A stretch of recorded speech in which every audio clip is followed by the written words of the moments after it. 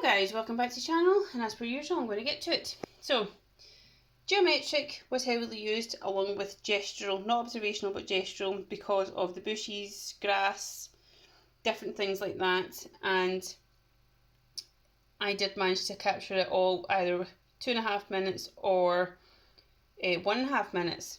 So the timing is still being reduced, and I've found that the timing being reduced is actually getting becoming more of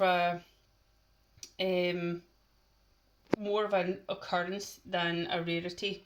So yeah, I did actually find this one a little bit more challenging because of the angles of the bus shelter. So I'm going to have sketches where they're looking like the faces looking quite well, and then there's going to be some sketches where I'm looking at it and I'm not entirely sure if that perspective is right. So yeah, it's a work in progress. I know that I can improve, and that is a good thing. I know I can improve, and I will improve quickly as well because of these effective learning methods.